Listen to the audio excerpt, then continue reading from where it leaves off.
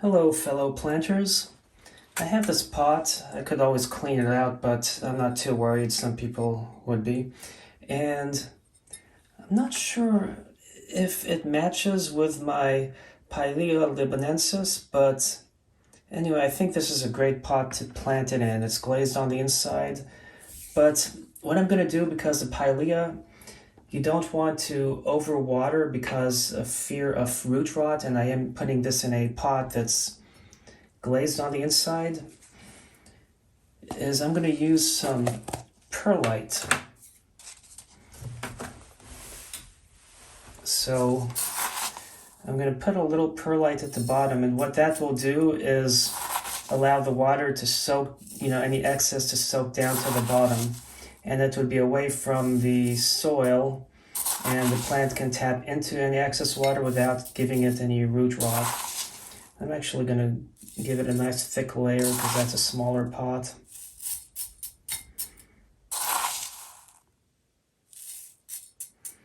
Okay, then I can just shake it to come level, and I just want to check the height.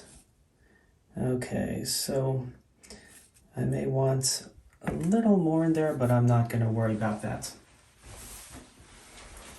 I'm actually going to use a succulent mix that I made. Roughly 50% perlite to 50% soil, except for that clump there that didn't mix. And I'm going to put a layer in there.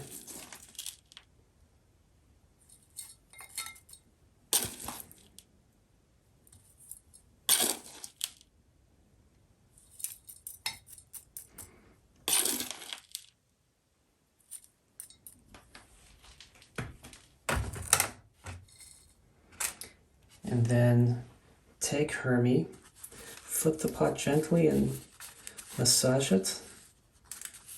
Come on, you can come out. Oops, don't want to damage Hermie. There we go. Oh, look how wet that soil is.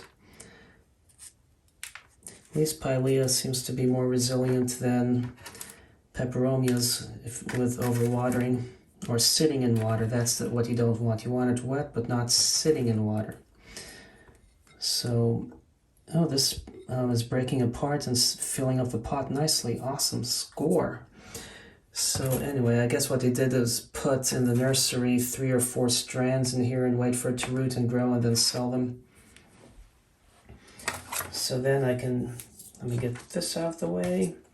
So then I can now take the succulent mix, fill in the gaps. When it's dry, it easily pours in where you want to, but it does create dust.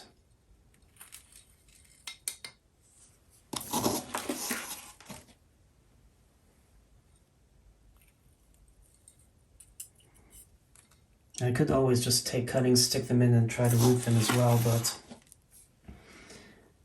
I want this to grow a little, and before I take cuttings, I did take a little bit, and I actually have them outside, and we did have frost this week, but they seem alive. And that's kind of odd being a tropical plant, Usually outdoors the sun would be too harsh because in the tropics it tends to be, some people will find this hard to believe, but the mid-latitudes can be hotter in the summer than the tropics. And the reason is the oceans are warmer in the tropics, which allow more evaporation, which allows more cloud cover. Versus in the mid-latitudes, you get sunnier days, which means the Earth is absorbing more insolation, which is incoming solar radiation.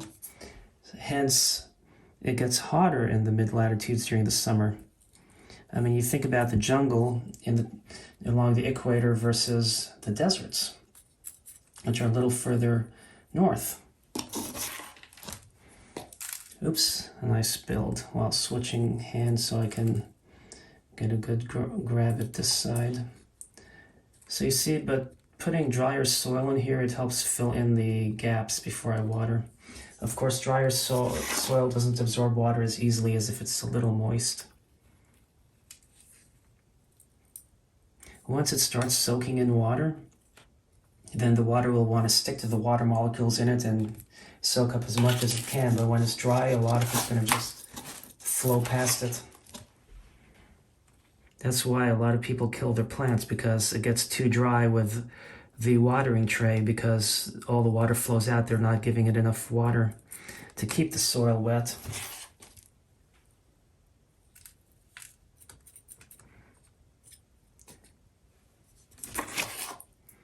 So anyway, that's just a little bit of tidbit of information. And now I get to, I can go ahead and water this and have a happy plant. Let's see, to water it. Oops. Okay. I'm only going to put that much water based on the pot size and the fact that the soil in here was already wet. And the reason why I do want to water it is because this dry soil will eventually soak out the water from the wetness, but also it can help the soil stay in the pot versus easily blow off. And also help it basically compact a little bit. Oops.